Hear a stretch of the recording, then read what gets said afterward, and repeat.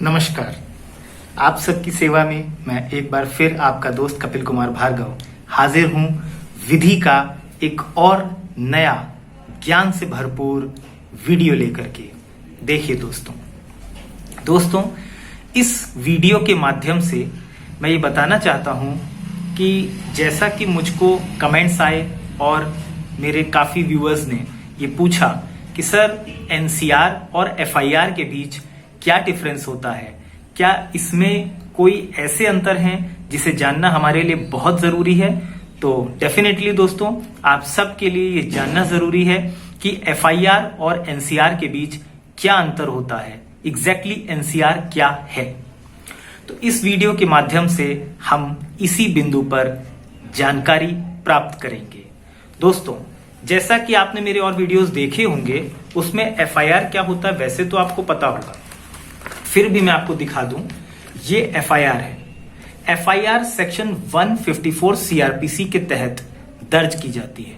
FIR में वादी का नाम होगा, उसका एड्रेस होगा, उसने जिन लोगों पर आरोप लगाया है वो अभियुक्त होंगे और उसके बाद उस एफआईआर में अपराध से संबंधित वो कंटेंट्स होंगे जिसे वहां आपने लिखवाया होगा। वो यहां पर इस तरह मेंशन होता है। इसमें अब बात आती है कि एनसीआर क्या होती है। ये है एनसीआर का फॉर्मेट, यहां ऊपर एनसीआर लिखा है। ये सेक्शन 155 सबसेक्शन 2 सीआरपीसी के तहत दर्ज कराई जाती है। इसमें भी वादी का नाम है, उसका एड्रेस है, उसने जिन लोगों पर आरोप लगाया उनके नाम है और वो कंटेंट्स हैं जो अपराध से संबंधित कंटेंट्स उसने लिखा है। अब आपको ऐसा लगा होगा कि दोनों चीजें तो सेम है, तो एफआईआर और एनसीआर में फिर अंतर क्या है। तो दोस्तों ट्विस्ट यहीं पर है।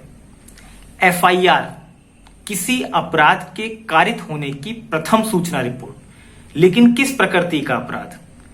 अपराध वो जो संगीन प्रकृति का हो, कॉग्निजेबल ऑफेंस हो, उसके लिए एफआईआर दर्ज होती है पुलिस स्टेशन में। लेकिन जो अपराध संगीन प्रकृति के नहीं है, कॉग्निजेबल ऑफेंसेस नहीं है, उनमें क्या दर्ज होगा?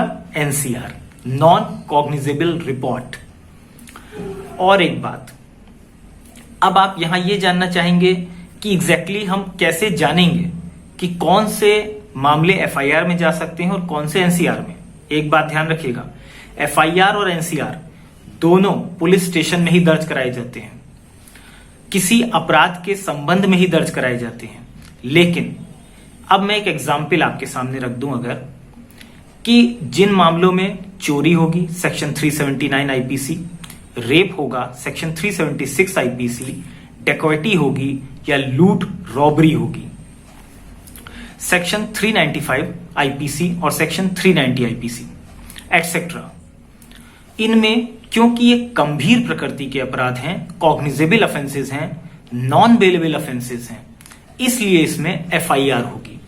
एफआईआर में इन्वेस्टिगेशन खुद पुलिस अपने ओन मोशन पे करती है।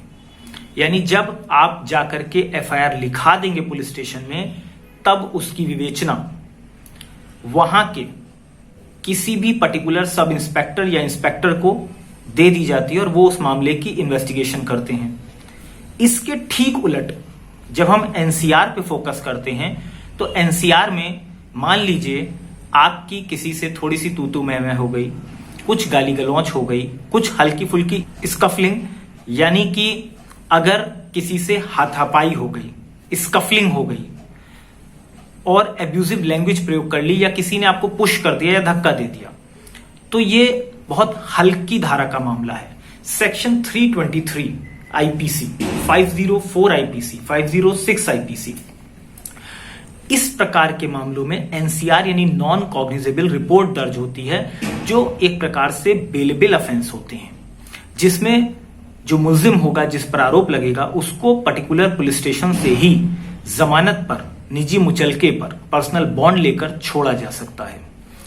और एक बात, जब एनसीआर लिखाएंगे तो उसमें विवेचना खुद पुलिस वाले अपने ओन मोशन से नहीं करते, उसके लिए जो व्यक्ति एनसीआर लिखा रहा है वो अपने अधिवक्ता के माध्यम से उस जगह यानी जिस थाने में आपने एनसीआर लिखाई वहां के जुरिस्डिक्शन वाला जो मैजिस्ट्रेट कोर्ट होगा वहां पर एक एप्लीकेशन मूव करेंगे सेक्शन 155 सबसेक्शन 2 सीआरपीसी के तहत कि हमारे मामले में इन्वेस्टिगेशन किया जाए।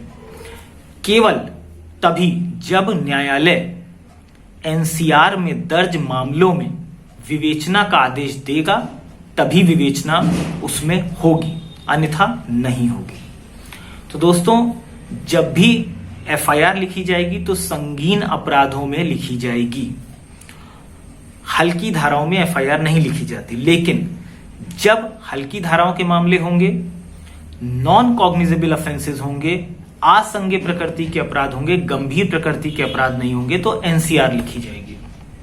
तो दोस्तों, इस वीडियो के माध्यम से आपने जाना कि एफआईआर और एनसीआर में क्या अंतर होता है। अगर आपको ये वीडियो पसंद आए तो इसे लाइक जरूर करें और मेरे चैनल को सब्सक्राइब करें। चैनल का नाम है लीगल एनसाइक्लोपीडिया। इससे आप अपना विधिक ज्ञान बढ़ाने में सफलता प्राप्त करते रहेंगे और नए वीडियोस आते रहें, आपका विधिक ज्ञान बढ़ता रहे। इसके लिए आपको बेल आइकन को जरूर प्रेस करना है। धन्यवाद दोस्तों।